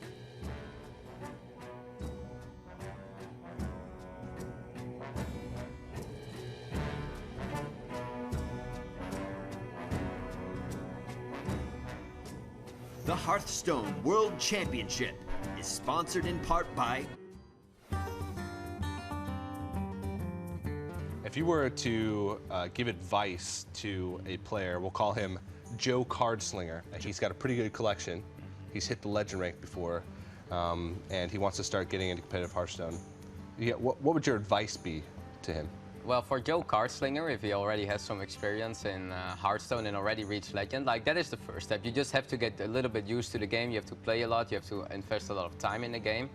And once you are there, once you are really passionate also about the game, you have to work really hard. You have to criticize yourself a lot. I have played now here twice. I've become 2 times European champion. But I think I've never played a perfect series. I always have things to improve. And I think it's something in my mindset that I feel I always can improve. And yeah, I feel that keeps me also really strong, that you're never done with yourself. And I think it's always good to analyze your playstyle, analyze a lot. Also, it stays important, keep having fun in the game. Joe Cardslinger always has fun. Yeah, Joe Cardslinger can become the next European champion. He has the name to do it, so. He does.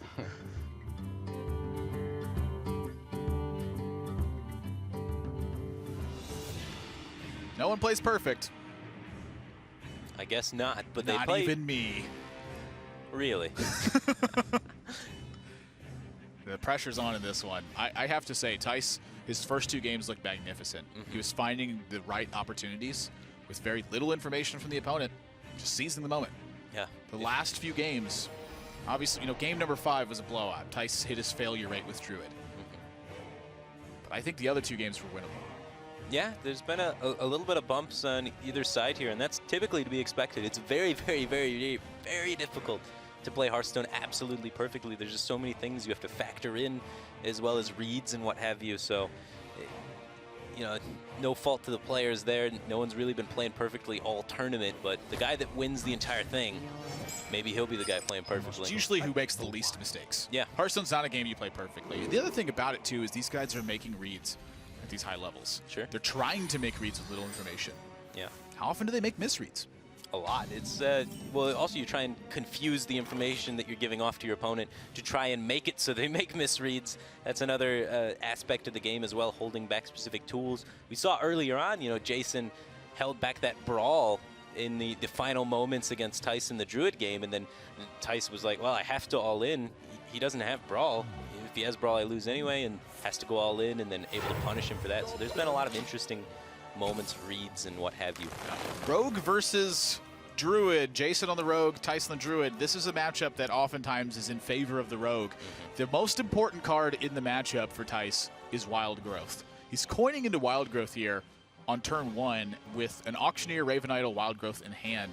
What is the major game plan here, and where does Druid actually find its wins when it takes this game? Thijs is just trying to accelerate mana as fast as possible so that he can get that Gadgets and Auctioneer out there and react to his opponent's minions with it. He's trying to cycle this Raven Idol to some sort of useful removal tool that can help him. Maybe you just keep ramping up to this Gadgets in, I don't know. But Healing Touch and Naturalize are both win condition defining cards as well. So all 3 of these cards have an approach that you could take and justify for picking them. Healing Touch, you can out-heal all of the Rogue's damage.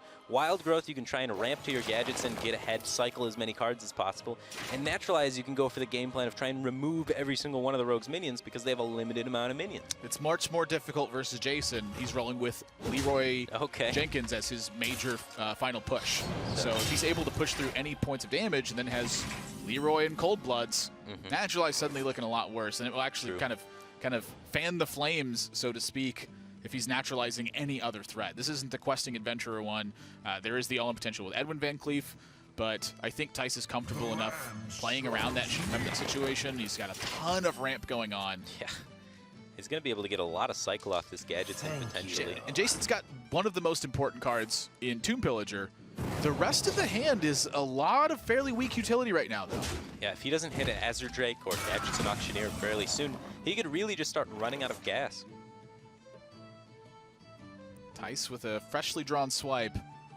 I think he's looking to ramp and just get the double draw from Wild Growth with the Auctioneer. Turn it into a 3-card draw effect rather than a 2. You don't really have enough time, right? I think you do. I think that you swipe this Tomb Pillager and then evaluate. You're not playing Auctioneer this turn. Oh, definitely not this turn. It's just too weak on the board. So turn 8 is going to be the critical point for Thijs, where he has to figure out where his game plan's going. If Jason has a weak turn, I think it's reasonable to wait. Okay. He is waiting on this Wild Growth. He's going to wait for the double cycle. I think it's a bit conservative. Against Rogue, they could really just keep the gas flowing. There's that Azure Drake. Yeah. It's a big draw. He's got another opportunity, you know, based on the information of this draw. Does he decide to kind of be patient? It's not waiting when he draws the Innervate, that's for sure. Now it's time to develop a Gadgets and Auctioneer, remove the Azure Drake. Look at, he's basically Miracle Rogue. Take that, Rogue. Wow. These are sick draws. He can cycle both of these while removing the Azure Drake if he wants to. I wonder if he's going for minions here. Yep, he needs the board presence. Just going wide on the board. Well, does that slow it down now? Now do you just Wild Growth? Take the card draw now. Yeah, you can turn it into 1 card later and 2 spells, which discounts your Arcane Giants more, which is important. Or you can just turn it into 1 card now, which means it's not a dead card in your hand for 2 turns. And you also have an extra mana the following turn to play Malygos plus the Living Roots. So I really like the Wild Growth this turn. Just so your opponent plays something, you just Malygos Living Roots their guy. I think it's great. Rogue doesn't have Assassinate in it in mainstream Rogue. They have to then, you know, sap Malygos, and then you play it again. There's also the other opportunity here, which is Living Roots for more board presence. Okay. Hope Auctioneer just lives. I guess that could happen. You know, say that the Auctioneer pulls damage here. that makes it that much harder to kill the Malagos. Sure, yeah. If the Eviscerate gone. There's no Fan of Knives in hand either. These 1/1s are going to pile up some damage. Thank you. Yeah. Jason's kind of got a little bit of an exhausted hand. Just has to Tomb Pillager Eviscerate, and Thijs has 9 mana to take action on this board. I'd love to see Malagos Moonfire. Oh yeah, he knows too. When he sees the Eviscerate, the 2 Pillagers dying, if Jason's going to kill this, it's going to take a charge minion. He's not using Leroy Jenkins to kill the Malagos here unless he feels there's no other way he can win. If Thijs sees that Leroy, Thijs feels like he can win. Both Tomb Pillagers are down. Jason really needs Gadget's Hand. And Azure Drake's down. Oh my! That's actually absolutely nuts.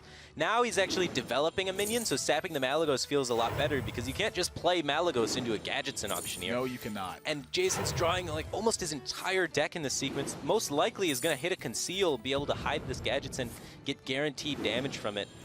That is a sick draw. Yeah, I'd love to see him start cycling the Backstab, then maybe even start cycling the Cold Blood, digging to try and find those Conceals. About halfway through his deck now.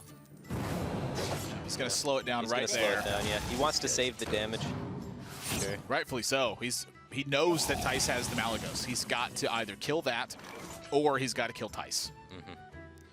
So, I mean, the win conditions are on the board right now for both players. It's time for them both to try to end the game. Thijs has the ability here to gain a lot of life with the Feral Rage, which is really important, and also gain a lot of cards with the Nourish, so he can start digging for answers while, oh. I think I like the Wrath a bit more. I like the 0 mana Arcane Giant. He's going to go for Feral Rage. Yeah, able to just heal for 4 with it while also removing it. Do you like the Feral Rage there? Yeah. Wrath picks up a card in this situation. With the Arcane Giant already in hand, an extra card is valued at a lot less, I think, than... Okay. If you had no Arcane Giants, I say, yeah, go for the Wrath, hit the Arcane Giant, right? Gotcha. But there's nothing really you can top deck off the Wrath that super helps this situation. Another Arcane Giant. Well, I guess, yeah. But the odds of getting it is super diminished because you already have the 1. Okay. A lot of damage picked up there. 12, 18, 21 potential damage for Jason out of the hand directly. But he's got to answer the board first. Does he? I don't know. If he daggers Deadly Poison, that's 6 damage over 2 turns. So that would be 24 to Thijs, 3 from the... Yeah, that's 27. So he's 3 damage away from trying to get the job done. 1 Eviscerate's already been used, so that's the max damage his deck has. That being said, Thijs on board is 8 damage away from lethal.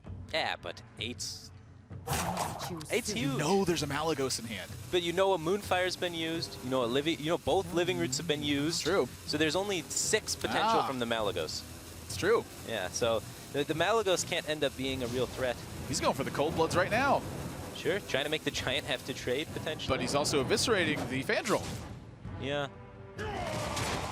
Getting in the Cold Blood allows for more mana efficiency, so we can include a sap with the Leroy later turns. This is a tense turn. Well, Thijs can exhaust Jason in this sort of situation, knowing that the remaining damage is Leroy, Cold Blood, and the just Deadly Poison. So, He's got Leroy, he's got... Yeah, Cold Blood just the one Deadly Poison in the build. Yeah. So 1 Deadly Poison. He's got 1 Eviscerate left. Is that right? No, both Eviscerates have been used now. So I would really like to see Thijs... the Auctioneer. Yeah, just Wrath the 7/3, take the value trade with the Giant, taunt up the tree, and just slowly grind out board control. Spots it. I'll tell you what, if there's one spot that Thijs is really strong at, it's identifying that situation. Swashbuckler could add more damage. Could also get a mulch. Oh, or could get something that allows you to win the value game. Picks up Cenarius.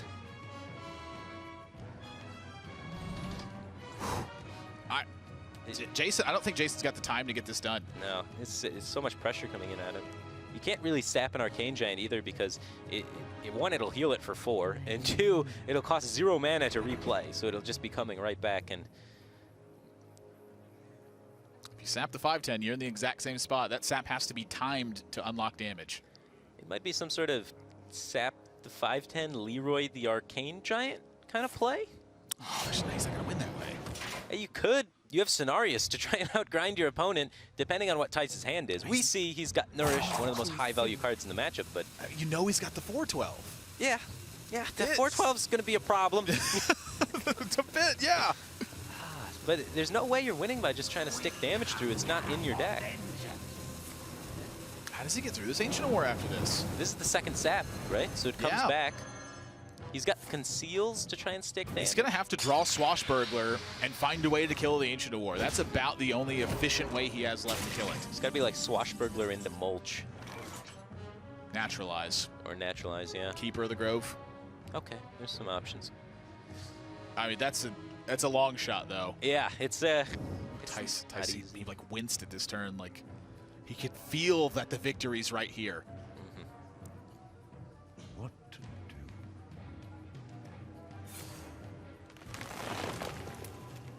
What is he digging for here? It's not that.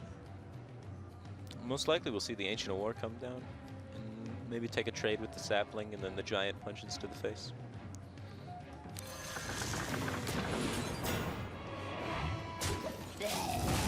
Seems pretty straightforward. Jason can remove the 5/10 this turn. Doing so puts him basically dead. Yeah, that's the problem with that play. Yeah, the Cenarius buff play. I think that's it. I think Thijs just turned the corner that one turn. Well, he's got Leroy plus his face plus SI agent plus Coldblood the Swashbuckler, kill the giant, and he'll be alive. Leroy fan looking for answers.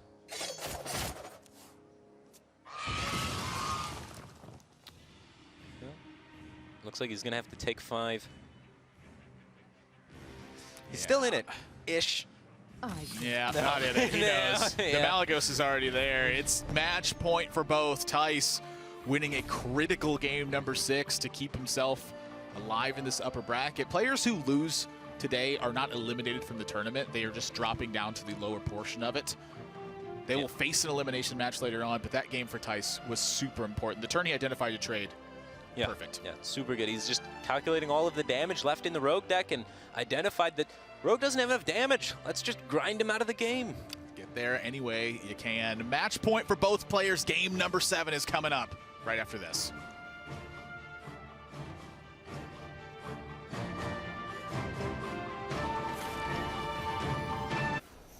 First match of the day.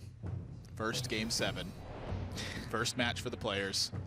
A lot of firsts in this one. Yeah, and it's going to be interesting as well because it's kind of the first time we've really casted this matchup too. And this matchup is very interesting. Jasonzhou with the traditional burst-heavy Miracle Rogue, so not really the questing adventurer build, which has got to give it a slight edge against Hunter, just having more damage readily available.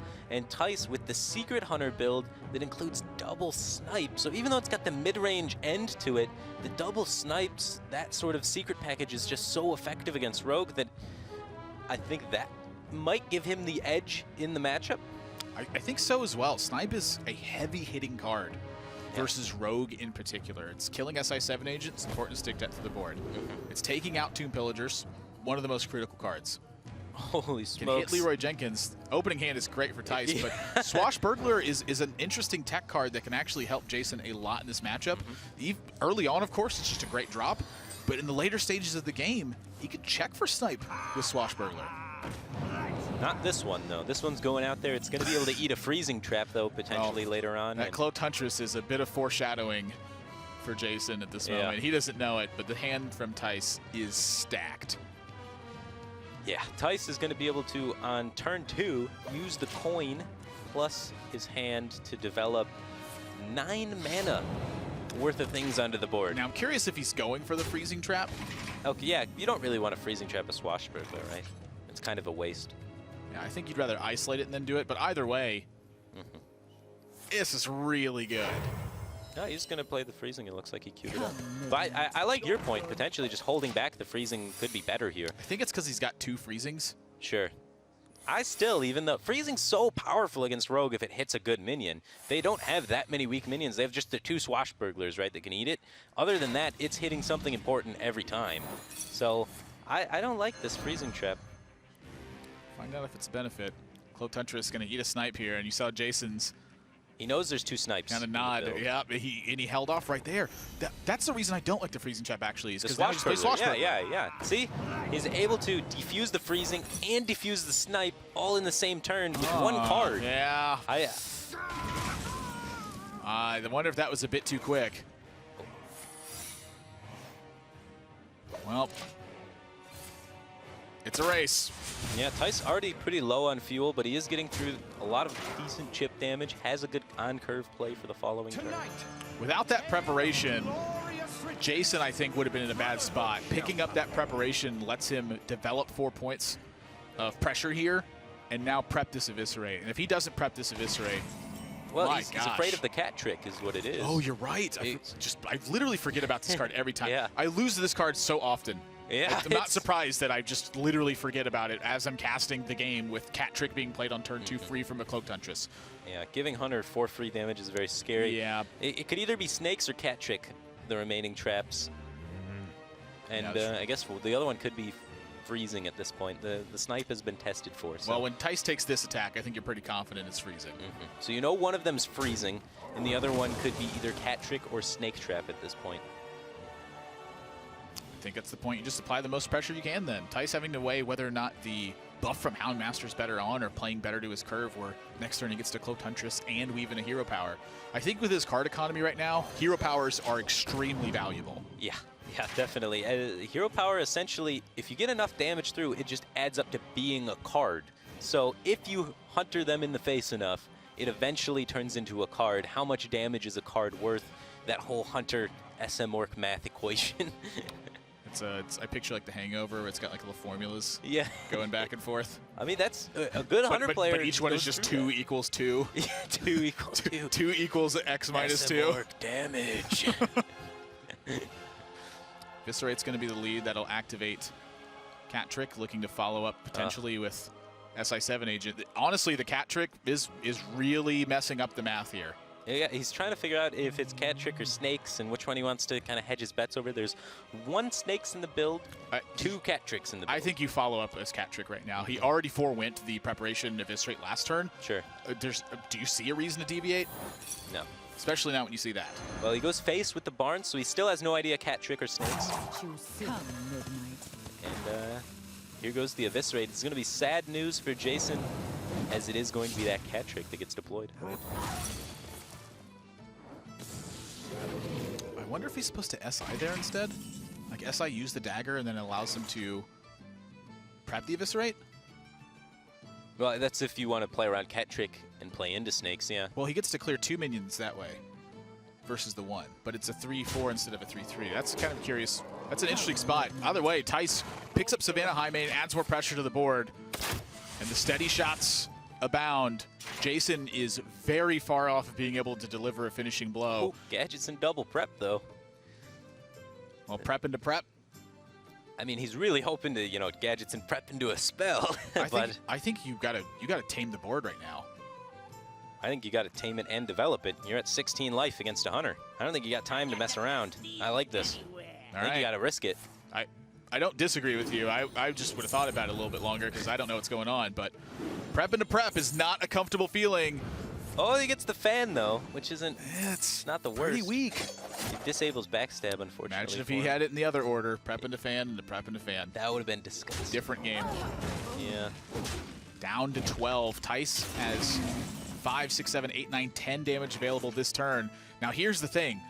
If he doesn't go for 10 damage this turn, that's a bad idea. Savannah Highmane's very liable to get sapped. There's an Auctioneer on the board. Thijs needs to set up a 2-turn lethal here, but he can't actually do that because he doesn't have a beast. So not having a beast is really critical at this point. So where does he go for the win? If you look at his deck list, the remaining cards, there's a few traps, there's quick shots, beasts, eagle horn bows, another kill command. Almost every card allows for that 2-turn lethal setup. So I think it's above 50% that you have a 2-turn lethal setup. You even got a tracking in there. I think the hero power is just clearly the best play here. Are you kill commanding this turn ever? You remove 2 Kindly Grandmothers as outs for lethal. You also remove what do you add Animal as Companion. outs? You can't play with the kill command. Because here's the thing. This 3-2 is not going to be on board. He's going to be at 7 mana. If you play the kill command this turn, you remove 2 outs, but you add two Argent Horse, or you had one Argent Horse Rider, so you add one out there. You add two Eaglehorn bows. You add the second kill command, so you should kill command every time. Yep. Thijs going for it, and this is what needed to happen. Jason now at the mercy of Thijs's deck. He's not close to a finishing blow just yet. He's going to need multiple turns to get this done. But with Auctioneer on the table, with Thijs exhausted on resources, this is the turn that's critical for Jason. He has to be the biggest setup he possibly can. It's just two SI7 agents and push for damage. Thijs needs a draw right now. Yeah, Thijs has maybe 2 turns to get the job done. It's, there's no damage currently in the hand from Jason, but besides the Leroy, but that could very quickly change with a few key draws, and Thijs doesn't find it, so he's got this turn, hero power, and then he just hopes Jason isn't able to piece it together. 10, 11, 12, 13, there's 14, there's 20 damage available with the daggers from Jason, and with dagger it's 21. Oh, so he did set up the lethal. And the cold blood drawn as well. Jason is going to take a 7-game set. Thijs fails to draw 2 points of damage, and that's going to do it. Wow, what a series between these two. This is exactly the way so many sets have gone too, down to the wire with just a couple points of damage separating players. Yeah, I really like Thijs' play though. I think that is the correct position to go all in there. I think that he put himself in favorable odds to win the series with that line of play in that last game. But Jasonzhou's Rogue able to pull through. Yep, down to the lower bracket for Thijs. Not out of it just yet, but will face an elimination match versus Handsome Guy, who lost his set yesterday 4-0 to Cydonia. So that one coming up later in the week. Plenty more matches left to go today, but Dan is standing by with your winner. Let's hear some words from him. Jason, that was a crazy series going down to the last turn. It could have gone either way if he was able to draw a little bit of damage. What's going through your mind? What's the first thoughts after that series? Feels pretty good. Thijs is a great player, so I feel a lot of pressure when I play against him. I know I can't make any mistake.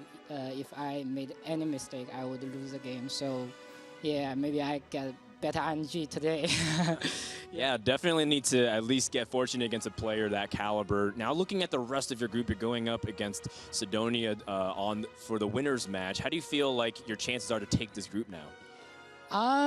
I think I have a lot of chance to advance because I can lose 2 games, right? So yeah. So, but Cydonia has great RNG yesterday when he played against the Handsome Guy. So I don't know if he keeps like have those kind of RNG. I don't think I have any chance to win him. Yeah. Definitely got to burn some leaves and do some rituals tonight then. Well, congratulations, Jason, on your victory. And that wraps it up for the first match. But we're just getting started. Coming up next,